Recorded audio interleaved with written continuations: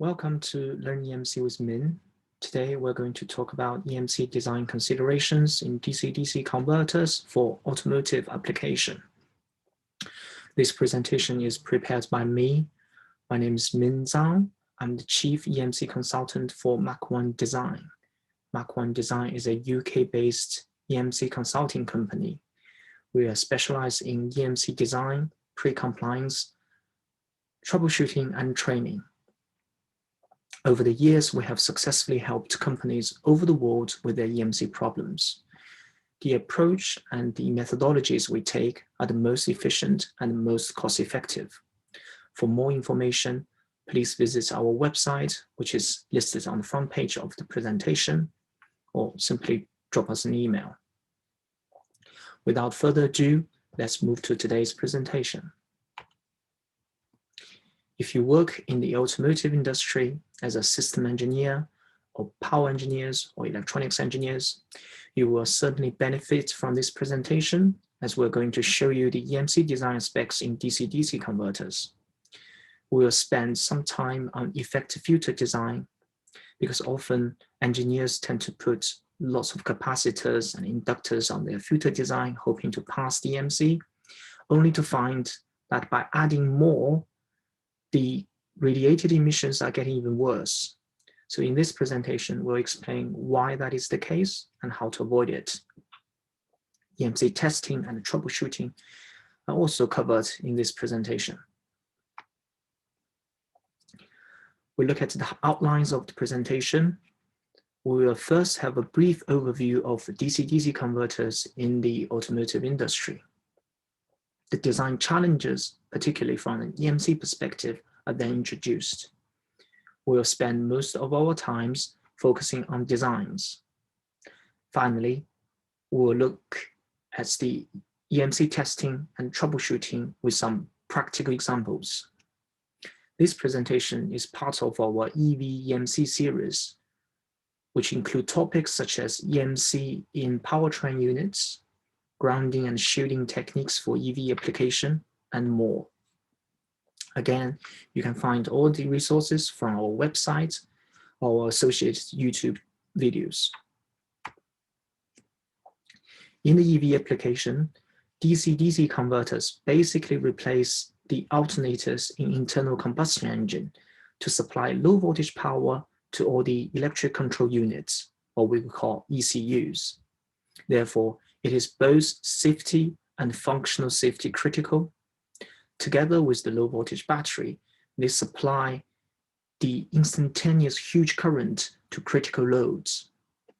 On the left-hand side, we show a Tesla DC-DC module, which is made by Delta Electronics. This shows a modern EV high voltage system. We can see the onboard charger, often we call OBC, the battery pack together with the high voltage junction box, electric drive units or powertrain units. Sometimes we do see high voltage heating element and high voltage compressor used in HVAC system. The DC-DC module here is highlighted using blue. It converts high voltage power to low voltage power. Here, we show you a simplified system diagram of a high voltage to low voltage DC-DC converter. On the high voltage side, the voltage range is between 400 volts to 800 volts when fully charged. On the low voltage side is often 48 volts or 12 volts, or sometimes a combination of both. The power flow in this application is unidirectional, meaning power flows from high voltage to the low voltage side. Here's an example of a low voltage DC-DC converter. This type of DC-DC is often seen in hybrid vehicles and plug-in hybrid vehicles. So we still have the alternator in the system in the 12 volts together with the battery. Notice on the 48 volt side, we have the supercapacitor banks. The purpose of having supercapacitor is to supply instantaneous power to critical loads such as braking modules or electric power steering modules. Notice that in this type of DC-DC converter, the power flow is often bidirectional. meaning power can also be converted from the 48-volt side to the 12-volt side. For high voltage to low voltage DC-DC converters, here we show a phase shift full bridge converter. Another popular topology is the LLC resonance converter. So here we have the multi-stage input filter, followed by the boost converter. Boost converter can step up voltage when the battery is discharged, so as to keep the DC link voltage to a certain voltage range. This is beneficial for overall system efficiency. Here we have the phase shift full bridge and a synchronized rectifier. Here shows a bidirectional buck boost converter for the low voltage application. If we look from the 48-volt side, this is a very simple buck converter. If we look from the 12-volt side, this is a boost converter. Often, to share the power or current interleaved configuration is used for such topology. For DC-DC, the design goal is to achieve the highest power density. This means we need to increase the high switching frequency to keep the passive components such as inductor small. We will certainly need to increase the switching speed to minimize the switching loss, therefore to increase the overall system efficiency and keep a low thermal profile.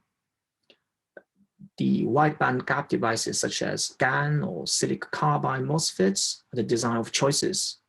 We'll spend some time looking at the impacts of using these devices for EMC design later on. We mentioned thermal. Thermal is very important for DC-DC design. Electromagnetic design often look at the transformer or inductor design used in the main power conversion stage. The focus is to reduce eddy current loss so as to increase system efficiency. But effective electromagnetic design is also very important for EMC. PCB design becomes very important as it is a good balance between your overall cost and good EMC and performance. And number one rule is we need to keep the cost low. For automotive application, we are talking about industry which is high volume manufacturing. So every penny or every cent you save, you multiply by 1 million or 10 million modules, then you achieve a very good amount of savings on the BOM cost. We just explained the electronics hardware requirements and the new design trend. But what does it mean for EMC? Well, with increased switching frequency and switching speed, that is very bad news for EMC because it brings high dV over dt or high di over dt into the system. Same with if you increase the input voltage level or you wanted to increase the power level. When you increase the power level, you are probably going to increase the heat sink size to dissipate the extra heat. And that also is a bad news for EMC because increased heat sink can act as a very effective radiating antenna. That's very bad news for radiated emissions. We'll talk about it later. We will certainly have more ICs or smart chips on your DC-DC converter. So this raises the overall noise level in your system. And of course, your manager will always tell you to reduce the PCB layers, the number of layers to save the costs. That is not helping for EMC design. Now, let's look at some examples. We all know why capacitors are used in the front-end filter design. Why capacitors are very effective tools to filtering the common mode noise generated by the main power conversion stage. Here shows the results. When having the Y capacitors, the frequency spectrum shows a much lower noise level compared with the ones without the Y capacitors. The effective range starts from 500 kilohertz in this case, and it covers a very wide band range. We mentioned earlier that the design trend is to increase the voltage level in your high voltage system to achieve improved efficiency. Now, one of the critical things in a high voltage system is safety concern. High voltage safety requirements has put a hard limit on the energy level on the Y capacitors to be 0.2 joules. That is the total energy that you can use on all the Y capacitors in your high voltage system. So what does that mean? It means every time you double your voltage, let's say in this case from 400 volts to 800 volts, the available Y capacitance that you can use is reduced by 75%. 75%. That is a large reduction. So if you rely heavily on Y capacitance to achieve good EMC performance for your system, you really need to rethink the design if you decide to go for a higher voltage. Now, before we have a look at the impact of increased switching frequency and speed on EMC, let's first have a review of some of the fundamentals. Here shows the frequency spectrum of a fixed frequency switching events. The noise profile follows an envelope like this shape. Notice there are two corner points. The first corner point is related to the on time of a switching event, which is related to the switching frequency. The second corner frequency point is directly related to how fast you switch on and off of your device. It is represented by the switch on time T here. Notice after the second corner point, the noise level starts to decrease significantly as the frequency increases. But between the first corner and the second corner point, the noise level decreases slower at a rate of -20 dB per decade compared to -40 dB per decade. So the wider this range is, the worse the EMC. Obviously, when you have a fast switching device, you have very small rise time T here, which means the second corner frequency point is pushing towards to the right side, meaning you have a much wider noise range here. With this in mind, let's have a look at the effects of increasing switching frequency first. We're using an example of a 800 volts, 50 kilohertz switching frequency converter, which switches at a speed of 5 volts per nanosecond. If we just double the switching frequency, so now we have 100 kilohertz switching frequency, we increase the noise level by 3 to 6 dB. Why that is the case? Well, if you double the frequency, we double the number of switching transients. So we double the EMI energy in total. That is a 3 dB increase. 3 dB relates to double, right? In the meantime, you only have half the bins to allocate this energy. So that contributes another 3 dB increase. So overall, easily 3 to 6 dB increase. Now, let's look at the effect of increasing switching speed. Again, same example for 800 volts, 50 kilohertz switching frequency. Not only do we now increase the switching frequency, we also double the switching speed. And the result is showing like this. That's 6 to 10 dB increase after 2 megahertz range. Here shows the results from the lab test. The blue profile shows the results of a silicon device, and the yellow one shows the profile of a GaN device, which switched double the speed of the silicon device here. You can see here is about 10 dB increase after 100 megahertz. On top of the challenges we just mentioned, we also have more stringent EMC requirements.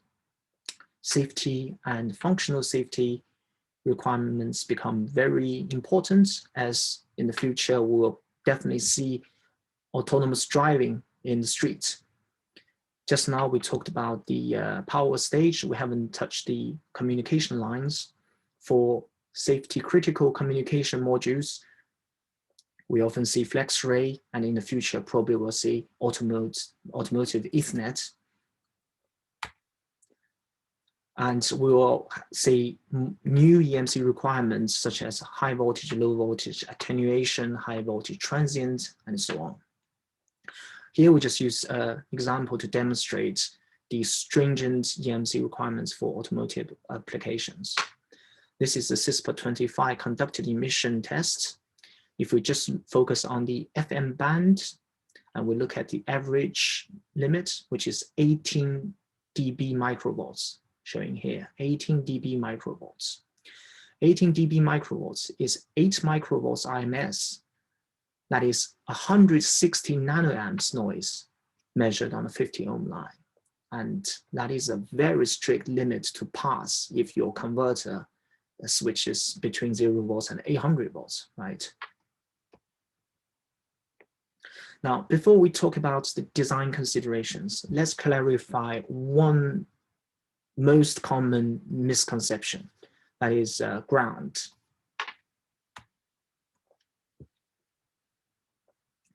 We often hear people talk about, oh yeah, this is a quiet ground, this is a noisy ground, and they talk about it as if they have a quiet ground point where all the noise currents, they can just dump into this ground without even returning, which is of course not the truth. This is against physics. So instead, we often see too many different reference symbols on one schematic. A ground plane is not always a ground plane, is sometimes with tracks and traces or gaps on the ground plane. The so-called split grounds can still be seen widely in the industry, particularly between the analog ground signals and digital ground. And high impedance connection between different references are quite common as well. So which symbols shall we use? Here is an example of a schematic. What's the problem with this design? Well, just on the first page, we have 5 different symbols, right, to represent 0 volts or ground, let's say, in this case. And when we, as an EMC consultants, see more than 2 different symbols used for one ground, we know that the designers probably have no clue when it comes to EMC design, okay? If there's anything, there's only one true reference, which is, well, one true RF reference in automotive application, which is the chassis. This translates to the ground plane used for EMC, automotive EMC tests. This is a very simple diagram showing low voltage battery, and these are the artificial network. This is the device on the test, sits on the insulator. You will need to bond all these metal structures to the ground plane, having a very solid connection. So they're all bonded. So they are all referenced to the ground plane. And this ground plane is a continuous, solid, low impedance ground plane. A commonly seen issue is a high impedance connection between different references. This high impedance path could be a poor electric connection or lack of gaskets or oxidized metal structure, which means noise voltage can be developed across it when the noise travels around in your system. So here we show a ground plane which is broken by some trace running across it.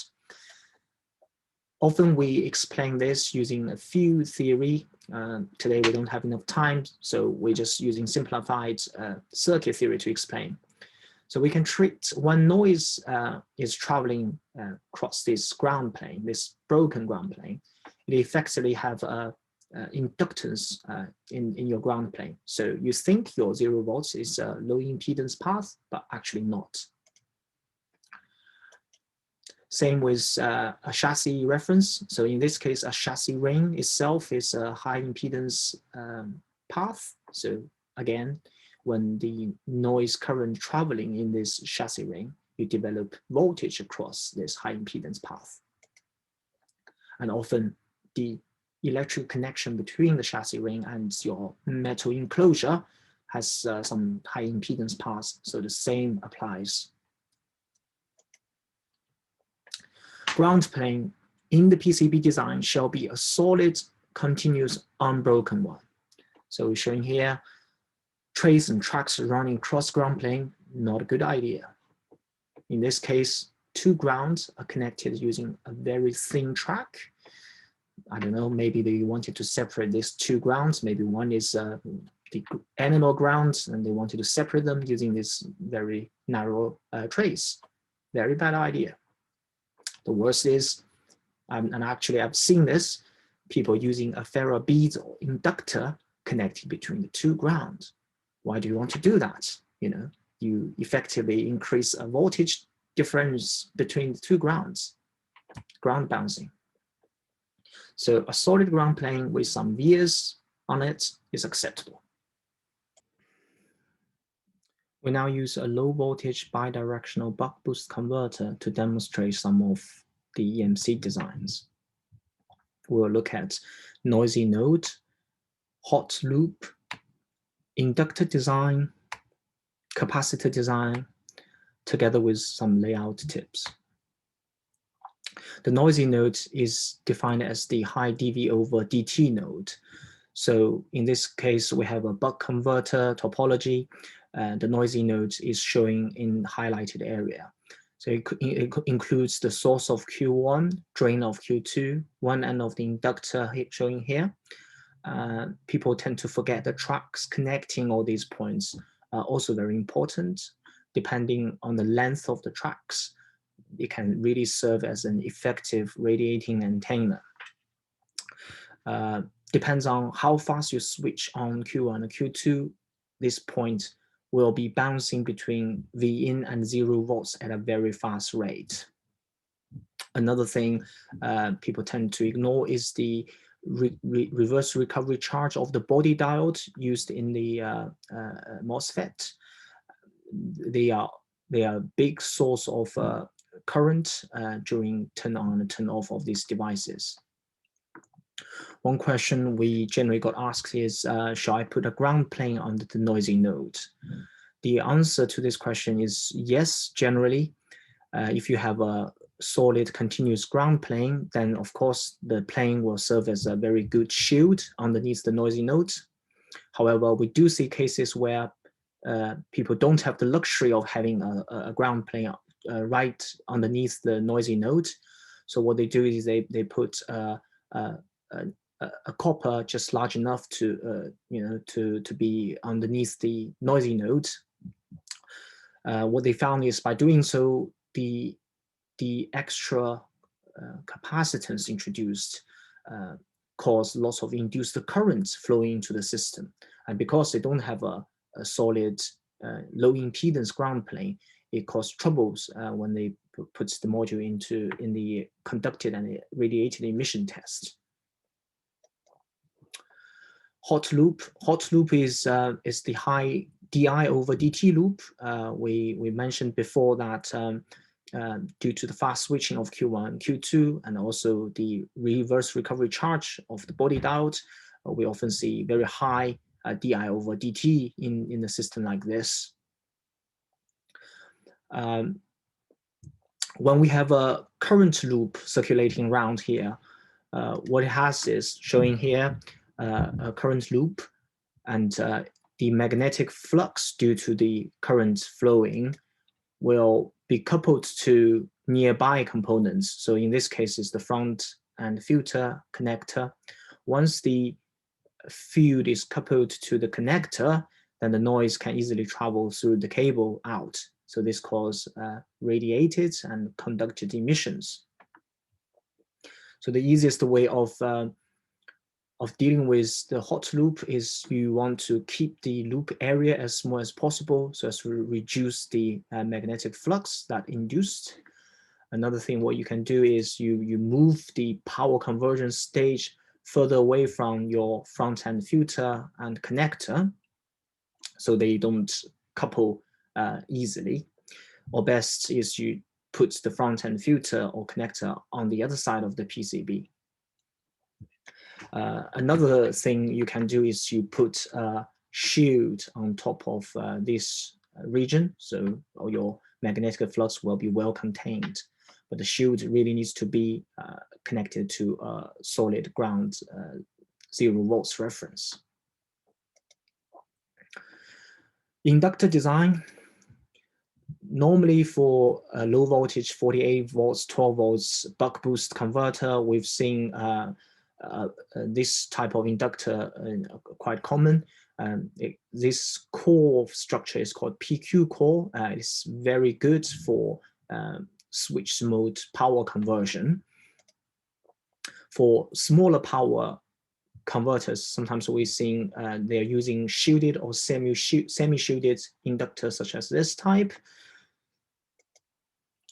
And for even smaller type converter, we've seen surface-mounted inductor used. Note that there's a white line, sometimes there's a dot marking on the inductor. So this tells you where the winding starts. And you want to put the starting winding point to the noisy node, because as you wind your inductor, imagine that you wind it, the outer layers of the winding basically enclose this starting point. So it serves as a shield. And we wanted to contain the noisy node inside. So we put this marking to the noisy node. Another question we got asked quite often is, do we put a ground plane under the inductor or not? Well, this again really depends. If we put a ground plane underneath the inductor as shown here, because of the high frequency current, the current will only travel on the surface of the conductor due to the skin effect. And this is good because by having a ground plane underneath, you created a magnetic field, which is the opposite direction of the magnetic field between these two coppers. So it cancels out the magnetic field. In the same time, this ground plane can block your magnetic field to interfere with other layers and other components on the other side of the PCB. So this is the good thing of having a ground plane under the inductor. However, you do need to watch out the capacitance between the winding and the ground plane. It depends on your inductor type and how many turns of your inductor. Sometimes you can have a big parasitic capacitance introduced by having a ground plane underneath it. So your high frequency noise will basically bypass this inductor. So really depends on your design, your specific case. Capacitor design, generally for the input and output capacitor, you wanted to use the low ESL and low ESR type. For decoupling capacitors, size matters because we really want to use the smaller size capacitor as we can find. MLCC type generally very good for decoupling capacitor, but the problem with them is they tend to resonate quite often. So you also need to damp the resonance effectively. So here we show that if we're using a 10 nanofarad 0402 capacitors, and then we're putting a 1 nanofarad, so it's a magnitude of 10, then we use 100 picofarad. As you can see, the capacitance values are different. However, at higher frequency ends, the ESL behavior are quite similar. This is because they are all the same package size. So the inductance value really depends on how big the capacitors are. By having a ceramic capacitor bank like this, you cover generally a wide frequency band for for your noise. So across this wide range, you have a very low impedance path for the noise to travel.